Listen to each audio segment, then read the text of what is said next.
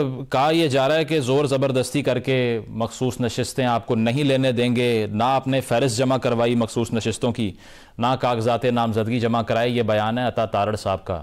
کیسے رسپونڈ کریں گے اس کو آپ؟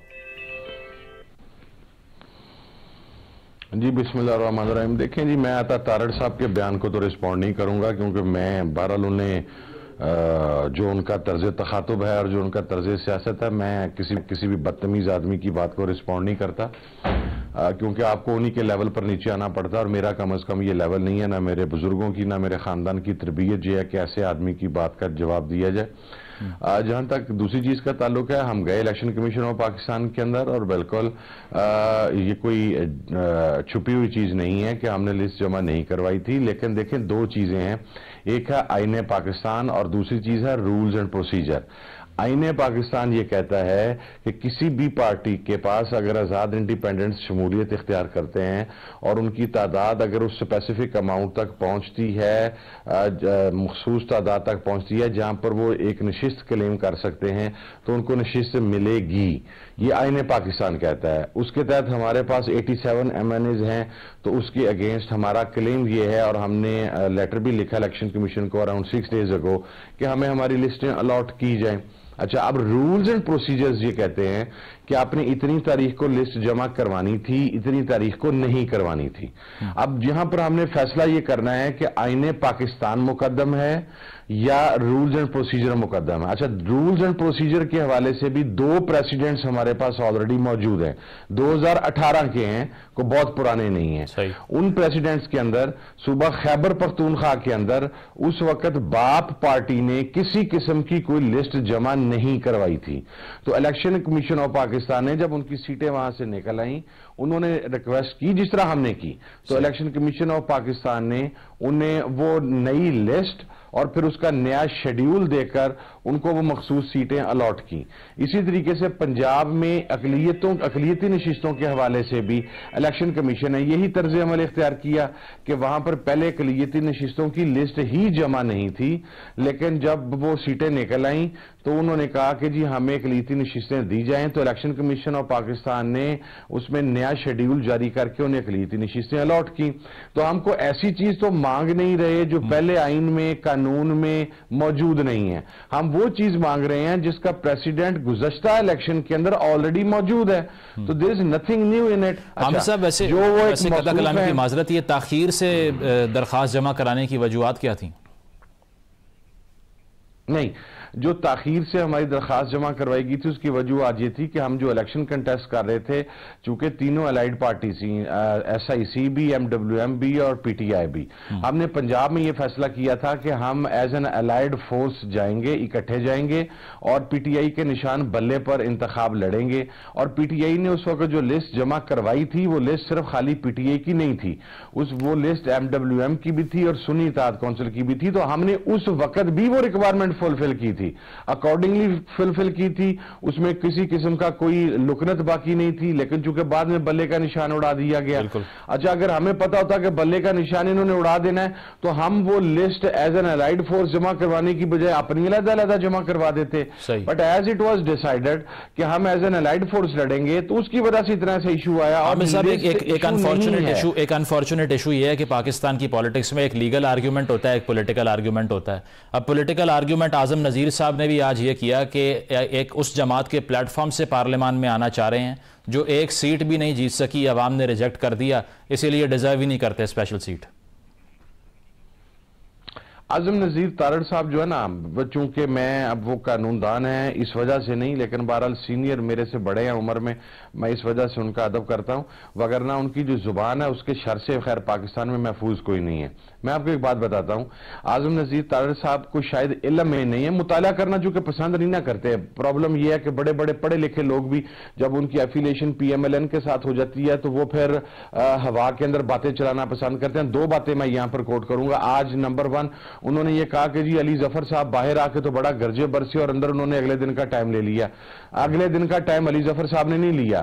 وہاں پر آرگومنٹ یہ ہوا تھا کہ جناب ہماری درخواست جو آج سے 6 روز پہلے ہم نے آپ کو دی ہے, آپ نے وہ درخواست تو ہیرنگ کے لیے مقرر نہیں کی. راتوں رات کل آپ نے 4 درخواستیں سی اور آج اب ہم صبح عدالت میں اپیل ہوئے ہیں تو یہ 6 درخواستیں ہو گئی ہیں. آپ نے ہمارے خلاف درخواستوں کو راتوں رات نمبر لگا کے صبح ان کی ٹوٹل تعداد 6 کر کے آپ نے ہیرنگ کے لیے فکس کر دیا, اور جن کی درخواست 1 ہفتے سے آپ کے پاس پینڈنگ پڑی ہے اس کے اوپر آپ نے ڈیسائیڈ نہیں کیا, اسے فکس نہیں کیا.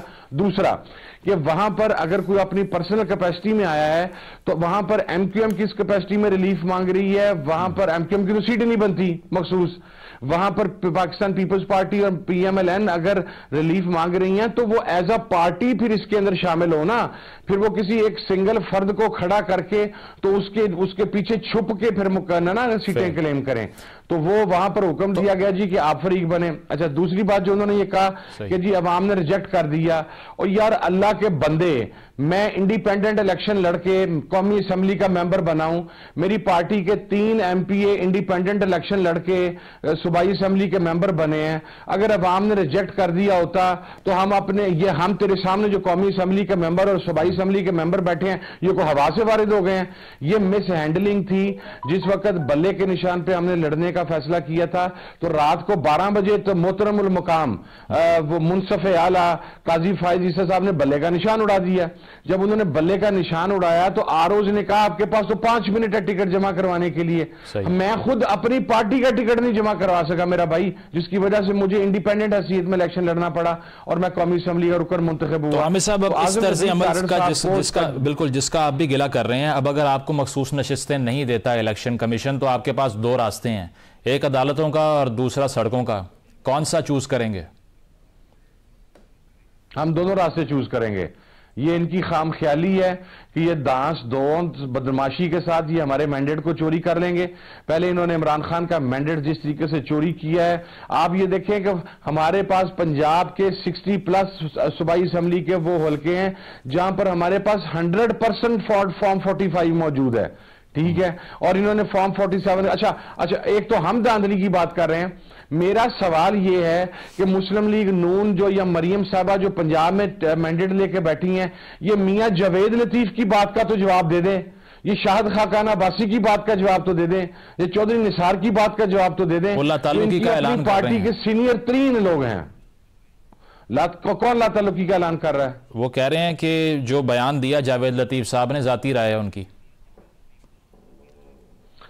ہاں جی ذاتی رائے ہے ان کی. جاوید لطیف صاحب جس وقت نواز شریف کے کہنے پر اور محترمہ مریم صاحبہ کے کہنے پر پاکستان کے اداروں کے خلاف, فوج کے خلاف, عدلیہ کے خلاف ہرزہ سرائی کریں تو یہ کہا جاتا ہے کہ یہ لائن میاں نواز شریف صاحب کی طرف سے آئی ہے, یہ لائن شریف فیملی کی طرف سے آئی ہے. اور آج چونکہ وہ بیچارہ خود نہیں جیت سکا, آپ نے اپنی مرضی کے بندے جتوا لی ہیں, تو آج وہ اچھا پھر شاید خاقان عباسی مطلب حامد صاحب آپ یہ کہہ رہے ہیں کہ نون لیگ کے خلاف بھی دھاندلی ہوئی ہے, یہ بڑا بیان ہے, آپ یہ کہہ رہے ہیں نون لیگ کے اگینسٹ بھی دھاندلی ہوئی ہے.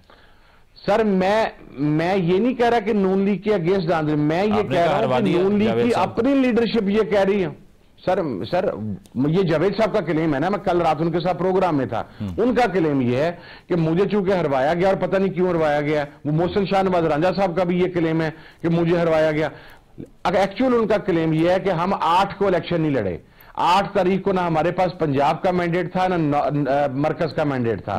میاں جاوید لطیف صاحب, شاہد خاقان عباسی صاحب, چودھری نثار صاحب اور سینئر لیڈرشپ یہ فرماتی ہے کہ ہمیں 9 کا مینڈیٹ ملا ہے, 9 تاریخ کو ہم الیکشن جیتے ہیں. اچھا اب یہ بتائیے پنجاب میں مینڈیٹ حاصل کیا گیا. پنجاب کا مجھے بتائیے, وہاں سنا ہے متوازی اجلاس صاحب بلا رہے ہیں, اپنا سپیکر, اپنا ڈپٹی سپیکر, اپنا وزیر اعلیٰ آپ وہاں پہ منتخب اگر کرا لیں گے تو اس کا یہ مطلب سمجھیں کہ اگلے 5 سال تک آپ نہیں آئیں گے اسمبلی میں, یا بوائیکاٹ کی صورتحال بنانے جا رہے ہیں؟ نہیں یہ بات آپ بالکل ذہن سے نکال دیں کہ ہم بوائیکاٹ بنانے جا رہے ہیں. ہمیں تو خدشہ ہی ہے, ایسا نہیں ہونا چاہیے. وہ ہم سر بالکل ایسا نہیں ہوگا. وہ آپ کو پتا ہے کہ ایک چیز ہوتی ہے ٹوکن دھرنا.